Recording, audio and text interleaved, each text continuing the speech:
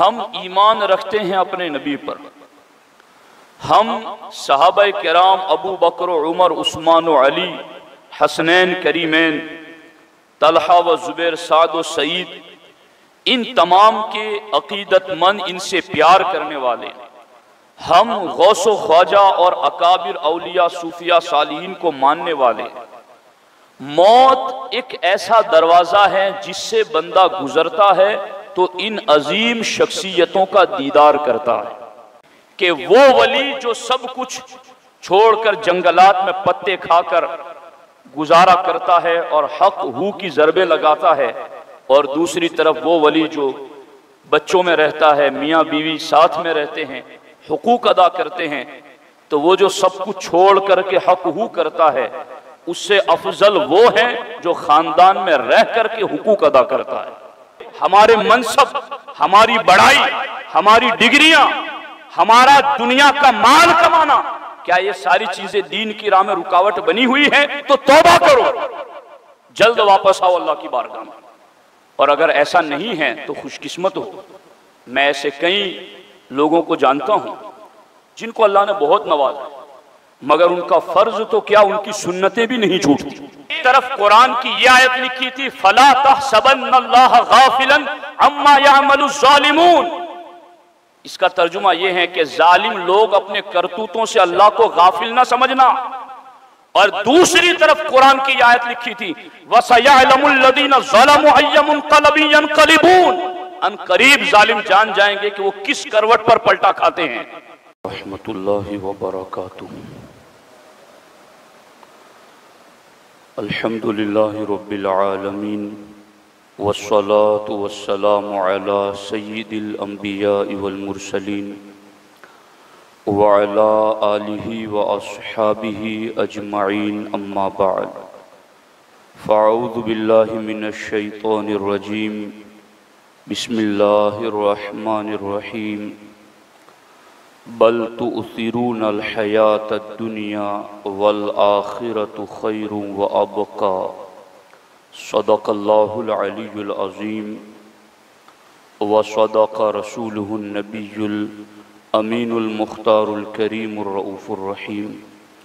इंतहाई एहतराम व अक़ीदत के साथ हुज़ूर सय्यिदुल मुरसलीन, ख़ातमुल अंबिया, शफ़ीउल मुज़निबीन, रहमतुल लिल आलमीन, ख़ातमुल मासूमीन, राहतुल आशिक़ीन, सल्लल्लाहु तआला अलैहि व आलिहि व अस्हाबिहि व बारक व सल्लमा की बारगाह में अपनी ग़ुलामी का सबूत दें, और जिस तरीक़े से मैं पढ़ाऊँ मेरे साथ मिलकर हुज़ूर दिल के साथ नज़राने महब्बत पेश करें। अस्सलातु वस्सलामु अलैका या रसूल अल्लाह, अस्सलातु वस्सलामु अलैका या हबीब अल्लाह, अस्सलातु वस्सलामु अलैका या नबी अल्लाह व अला आलिका व अस्हाबिका या नूर अल्लाह, सल्लल्लाहु तआला अलैहि वसल्लम। दोस्तान मोहतरम, कुरान मजीद की जो आयत तैयबा पढ़ने का मैंने शरफ़ हासिल किया, इस आयत और दीगर कई आयतों का मफ़हूम ये है कि अल्लाह रब्बुल इज़्ज़त ने कुरान मजीद में अपने बंदों के सामने दो किस्म की ज़िंदगियाँ पेश की हैं। एक वो ज़िंदगी जिसे दुनिया की ज़िंदगी कहते हैं, और एक वो ज़िंदगी जिसे आखिरत की ज़िंदगी कहते हैं। कुरान मजीद में दुनिया की ज़िंदगी को खेल तमाशा करार दिया गया। कुरान मजीद में दुनिया की ज़िंदगी को फ़ानी और ख़त्म हो जाने वाली करार दिया है। और कुरान मजीद में आखिरत की जिंदगी को जिंदगी गुजारने के काबिल ठिकाना करार दिया। और कुरान मजीद में आखिरत की जिंदगी को वला दारुल आखिरती खैरुल लिल्लज़ीना तक़ौ के आखिरत का घर परहेजगारों के लिए बेहतर है। और आखिरत की जिंदगी को खैरू व अबका यानी सबसे ज्यादा बेहतर और सबसे ज्यादा बाकी रहने वाला घर आखिरत का घर है। यूं कुरान में अल्लाह रब्बुल इज्जत ने हमारे सामने एक दुनिया की जिंदगी रखी, एक आखिरत की जिंदगी रखी, और हमें फिर अल्लाह के रसूल अलैहिस्सलातु वस्सलाम ने इस दुनिया की जिंदगी के हवाले से ये भी बताया कि अद दुनिया सिजनुल मोमिन, कि दुनिया मोमिन के लिए कैद खाने की तरह है। फ़इदा फ़ारक़त दुनिया फ़ारक़ सिजन, जब दुनिया छोड़ता है तो वो कैद खाने से आजाद होता है। एक तसव्वुर यहां पर है जिसको तवज्जो से सुनने की जरूरत है। हम ईमान रखते हैं अपने नबी पर, हम सहाबाए किराम अबू बकर, उमर, उस्मान, अली, हसनैन करीमैन, तलहा व जुबैर, साद व सईद, इन तमाम के अकीदतमंद, इनसे प्यार करने वाले, हम गौसो ख्वाजा और अकाबिर औलिया सूफिया सालिहीन को मानने वाले, मौत एक ऐसा दरवाजा है जिससे बंदा गुजरता है तो इन अजीम शख्सियतों का दीदार करता है। इसीलिए हमारे नबी ने फरमाया अल मौतु तोहफतुल मोमिन, के मौत मोमिन के लिए एक तोहफा है। चूंकि ये तोहफा जब उससे को बंदा पाता है तो फिर उनसे मुलाकात करता है जिन जिंदगी भर जिनकी याद में वो मस्त अलस्त रहता था। तो आखिरत की जिंदगी बाकी है, हमेशा की है, और उसी जिंदगी को संवारने का हमें कुरान और सुन्नत में हुक्म दिया गया है। हम जिस मजहब के मानने वाले हैं उसमें रहबानियत नहीं है, सन्यासीपन इस्लाम में नहीं है कि तुम घर बार छोड़ दो, बीवी बच्चों को छोड़ दो और नफ्स कशी करो, मुजाहिदात करो। इस्लाम इसकी तालीमात नहीं देता कि ये सारा कुछ छोड़ के यूं करो, हुकूक छोड़ करके यूं करो, बल्कि बाज़ाब्ता इस्लाम ने इस बात की तालीमात दी हैं कि वो वली जो सब कुछ छोड़कर जंगलात में पत्ते खाकर गुजारा करता है और हक हू की ज़रबे लगाता है, और दूसरी तरफ वो वली जो बच्चों में रहता है, मियाँ बीवी साथ में रहते हैं, हुकूक अदा करते हैं, तो वो जो सब कुछ छोड़ करके हक हू करता है उससे अफजल वो है जो खानदान में रह करके हुकूक अदा करता है। तो क्या मतलब कि ये दोनों जिंदगियां हमारे सामने, आखिरत की जिंदगी आबाद करने का इस्लाम ने हुक्म दिया, मगर यूं नहीं कि दुनिया सब कुछ छोड़ छाड़ करके उसको आबाद करो, बल्कि तरीका इस्लाम ने ऐसा दिया कि दुनिया ही तुम्हारी दीन बन जाए। अगर तुम दुनिया ही शरीयत के मुताबिक गुजारो तो फिर वो दुनिया दुनिया नहीं बल्कि वो दुनिया भी तुम्हारी दीन बन जाती। लेकिन यहां जो बात मैं समझाना चाहता हूं वो ये है कि कई मुसलमान ऐसे आप भी देख रहे होंगे, हम भी देख रहे हैं, जो दुनिया तलबी में दुनिया के पीछे इतने बिजी, इतने मसरूफ और मशगूल हो गए कि उन्हें दीन की कोई परवाह और फिक्र नहीं, यानी किसी और के दीन की नहीं, अपने वजूद में दीन को दाखिल करने की कोई फिक्र नहीं। ये इतने दुनिया कमाने में मशगूल हो गए हैं कि इन्हें 5 वक्त की नमाज की फिक्र नहीं, कहीं इससे आगे बढ़े हुए कि उन्हें जुमा तक की फिक्र नहीं, कहीं ऐसे बढ़े हुए कि जिन्हें कलमा तक याद नहीं, कहीं इतने डूब गए दुनिया में कि उन्हें दीन तरक्की में रुकावट नजर आता है माज़अल्लाह, और कहीं उससे भी आगे बढ़ गए कि वो दीन पर सवाल करते, दीन पर एतराज करते कि भला ऐसा कैसे हो सकता है, भला ऐसा कैसे हो सकता है। तो ऐसी दुनिया में जो लोग डूब जाते हैं फिर उनका अंजाम बहुत बुरा होता है। जो दीन छोड़कर दुनिया की तरफ जाते हैं, मैं उस पर आज चंद मिसालें और फिर अहले बैत अतहार का किरदार उस पर आपको के सामने रखना चाहता हूं। कौम आद का नाम आपने सुना होगा। आद जिनके नाम पर कौम आद बनी, उनके बेटों में एक बेटे का नाम शद्दाद था और वो बड़ा मशहूर बादशाह गुजरा है। उसने अपने मातहत कई बादशाहों की बादशाहत को शामिल कर लिया और बड़ी सल्तनत का बादशाह बन गया। चूंकि उसने आसमानी किताबों में या नबियों के जरिया जो बातें पहुंची थी उसमें उसने जन्नत का जिक्र सुन रखा था, तो उसने दुनिया में जन्नत बनाने का प्लान किया। ये मैं हिकायतें, ये कुरान सुना रहा हूं और इसको सुनते हुए हर एक बंदा, मैं बोलते हुए अपने दिल पर नजर रखता हूं कि मेरी अपनी हालत क्या है। आप सुनते हुए हर एक शख्स अपनी हालत पर गौर करे कि मैं किस समत में जा रहा हूं।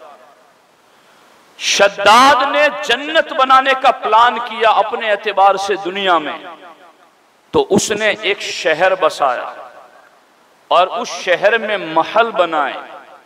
हर महल में ईंट सोने चांदी की रखी और महल के पीलर जबरजद और याकूत के सुतून, जमीन पर संगरेजों की जगह उसने मोती आबदार बिखेर दिए। हर महल के इर्द गिर्द नहरें जिसमें हीरे जवाहरात भरे हुए थे। अपने खुशनुमाई के लिए दरख्त बनाए और उसने अपने एतबार से बज़ामे खेश जन्नत बनानी चाहिए। जब जन्नत तो बन नहीं सकती, जन्नत के तो जो औसाफ बयान किए गए हैं कि जन्नत में नहरें हैं दूध की, तो ये दुनिया वाला दूध नहीं, शहद की तो दुनिया वाला शहद नहीं, शराबन तहूरा की तो इसकी कोई मिसाल नहीं। हमारे नबी फरमाते हैं हकीकत में जन्नत कैसी है, न किसी आंख ने देखी, न किसी कान ने सुनी, न किसी दिल पर उसका ख्याल तक गुजरा। ये तो सिर्फ तुम्हें समझाने के लिए मिसालें दी गई कि जन्नत में ये सब कुछ है। तो खैर, इसने अपने एतबार से मसनूई जन्नत बनाना चाहा और फिर जब बन गई, उसके कारिंदों ने खबर की कि अब बन गई हैं, आप आ जाएं। अपने लाओ लश्कर के साथ उसमें जाने के लिए निकला। गौर करना कुरान की उन आयतों के मफहूम पर जो मैं पहले बता चुका हूं कि एक दुनिया की जिंदगी, एक आखिरत की जिंदगी। जो दीन छोड़कर, आखिरत छोड़कर दुनिया बसाने चले, अंजाम गौर करना उनका कि क्या हुआ। 1 मील की दूरी पर अभी था, कदम भी न रख सका अपनी मसनूई जन्नत में। एक गरजदार आवाज आई, अपने लश्कर समेत फना हो गया।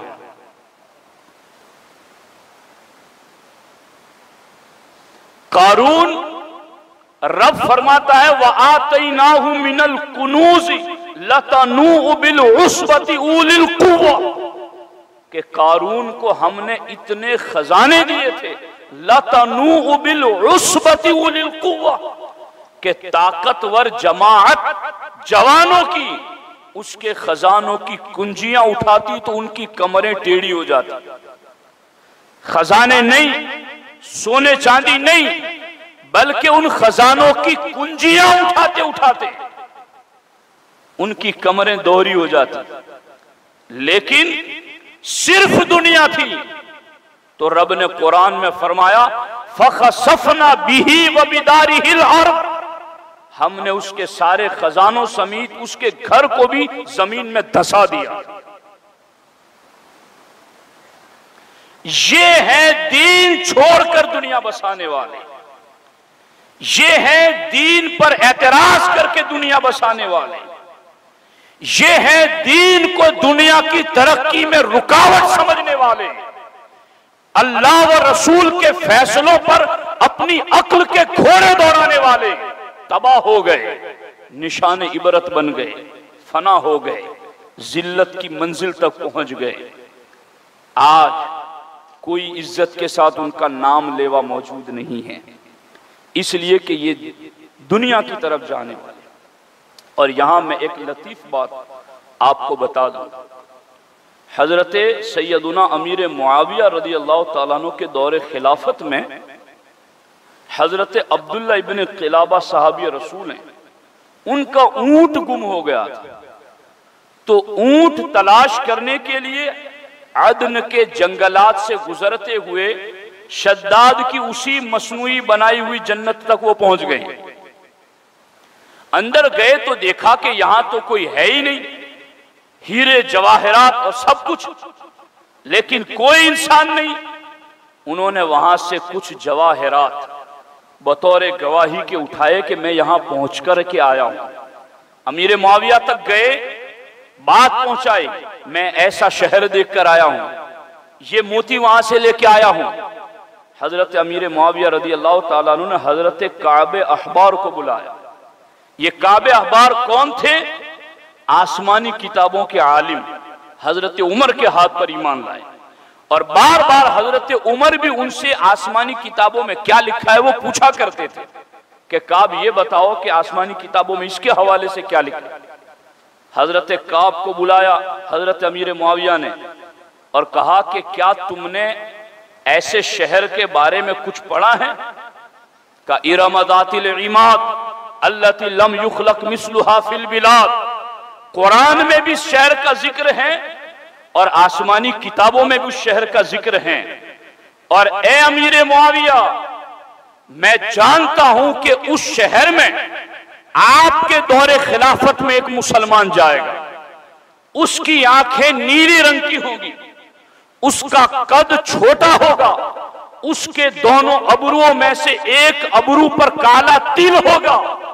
अभी काबे अखबार बयान कर ही रहे थे कि अब्दुल्ला इब्न क़िलाबा की एंट्री हुई तो देखकर कहा, ए मुआविया, तुम्हारे दौरे खिलाफत में जो मुसलमान उस मसनूई जन्नत तक पहुंचने वाला था, उसकी सारी अलामतें अब्दुल्ला इब्न क़िलाबा में मौजूद हैं। कहा, जब तुम कह रहे हो तो अब मैं तुम्हें बता दूं, ये वहां जा करके आए हैं। तो ये कोई मन गढ़ंत नहीं, ये तो कुरान है। मगर बाद में भी इसके शवाहिद हजरत अमीर मुआविया के दौर में मिले, वो फना हो गए, खत्म हो गए, जो सिर्फ और सिर्फ दुनिया की तरफ चले। अब हमें गौर करना है कि हमारी सुबह शाम, हमारे ओहदे, हमारे मनसब, हमारी बड़ाई, हमारी डिग्रियां, हमारा दुनिया का माल कमाना, क्या ये सारी चीजें दीन की राह में रुकावट बनी हुई है? तो तौबा करो, जल्द वापस आओ अल्लाह की बारगाह में। और अगर ऐसा नहीं है तो खुशकिस्मत हो। मैं ऐसे कई लोगों को जानता हूं जिनको अल्लाह ने बहुत नवाजा, मगर उनका फर्ज तो क्या, उनकी सुन्नतें भी नहीं छूटती। वो इतने पाबंद, रब ने नवाजा भी उन्हें खूब है। तो नसीहत हासिल करो ऐसी चीजों से कि ये दुनिया फानी है। बहुत सारे कल हम में थे, आज नहीं है, आज है कल नहीं होंगे। दीन के साथ जो जुड़ेगा वो बाकी रहेगा। करबला ने इस पर भी हमें पैगाम दिया है। गौर करना, यजीद ने अपनी सल्तनत बचाने के लिए, अपनी दुनिया बचाने के लिए, जब उसे लगा कि कूफा में 40,000 लोग हजरत सैयदुना मुस्लिम बिन अकील रदी अल्लाह ताला अन्हु के हाथ पर बैअत कर चुके हैं, तो उसने बसरा के गवर्नर उबैदुल्लाह इब्न जियाद को खत लिखा कि तू किसी तरह मुस्लिम बिन अकील को रोक दे। अगर तूने रोक दिया तो मैंने जिस तरह तुझे बसरा का गवर्नर बनाया, कूफा का भी बना दूंगा,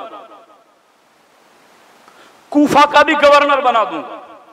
अब एक दूसरे पूरे सूबे की सल्तनत का खुमार ज़हन पर छा गया। मेरी हुकूमत और मेरा हुक्म, सल्तनत का रकबा बढ़ जाएगा। मैं अभी तक बसरा का था, अब कूफा का भी गवर्नर बन जाऊंगा।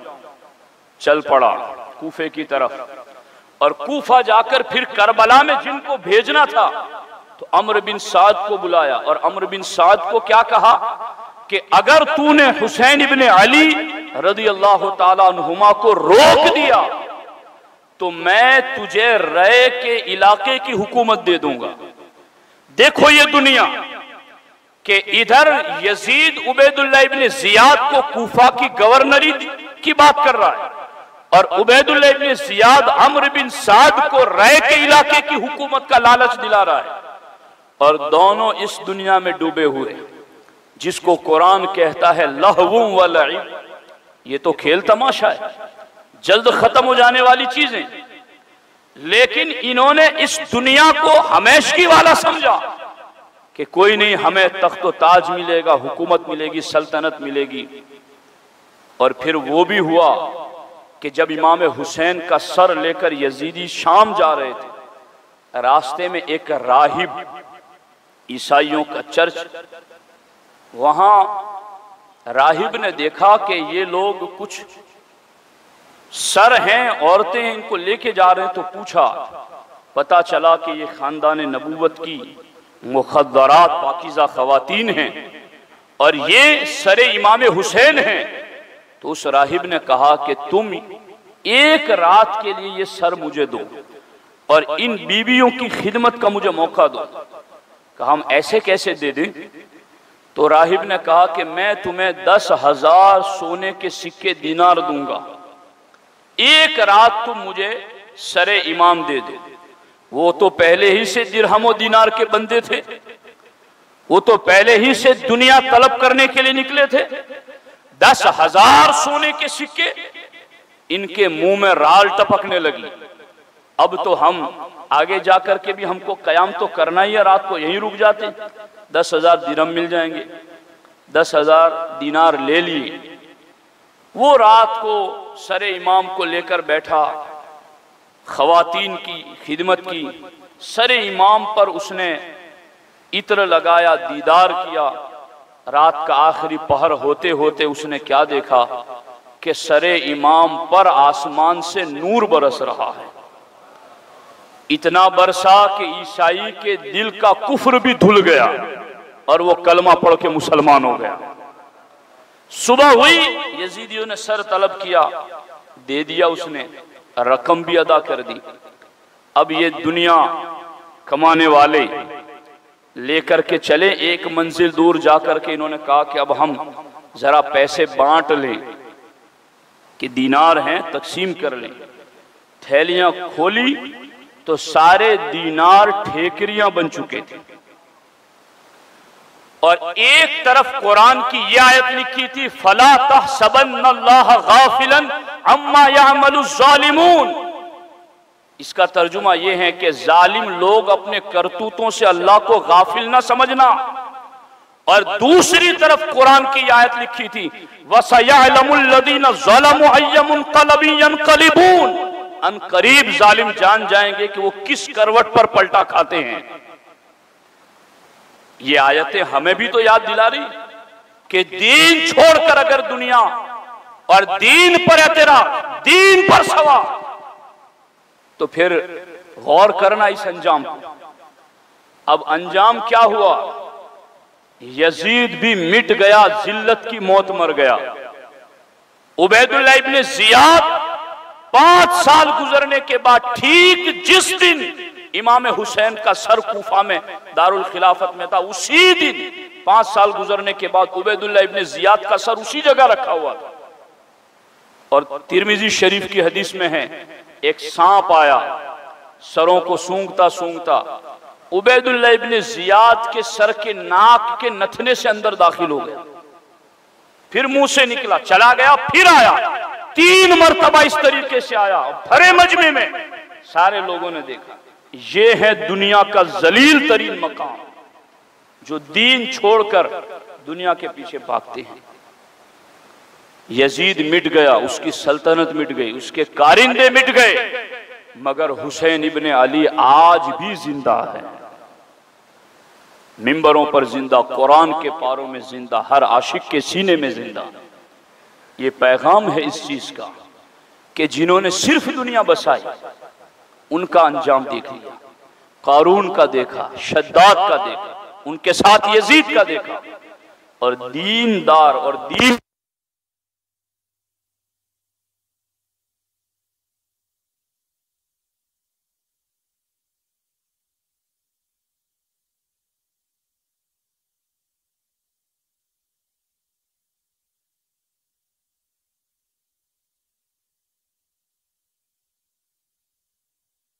दुनियादारों को बताए, जिस रब के लिए हम कर रहे हैं वो हर खुले छुपे को जानता है, और जजा और बदला देने वाला वही रब है। इसलिए दीन बाकी है, जो इसके साथ जुड़ेगा वो भी बाकी रहेगा। दीन गैर फानी है, जो इस दीन के साथ जुड़ेगा वो भी फना से बच जाएगा। दीन का चर्चा बाकी रहेगा, जो इस दीन के साथ जुड़ेगा रब उसका भी चर्चा बाकी रखेगा। इसलिए साथियों, करबला की दास्तान हमें इस तरफ भी बताती है कि दो घर हैं, एक दारे दुनिया, एक दारे आखिरत। हमें किस तरफ जाना है हमें सोचना है, और जिस तरफ कोई गया है वो किस अंजाम तक पहुंचा वो भी मैं आपको सुना चुका हूं। इसलिए नसीहतें हैं, कुरान कहता है वज़क्किर फ़इन्न ज़िक्रा तनफ़उल मोमिनीन, नसीहत करो इसलिए कि नसीहत ईमान वालों को नफ़ा देती है। इसलिए इससे नफ़ा उठाए, अपनी ज़िंदगी को हमें दुरुस्त करना है, और दुरुस्त है तो मज़ीद उसमें हुस्न पैदा करना है और अल्लाह का शुक्र अदा करना है, इस्तिक़ामत पर रखना है। अल्लाह करीम हम सबको अमल सालेह की तौफ़ीक़ अता फ़रमाए। अस्सलामु अलैकुम व रहमतुल्लाहि व बरकातहू।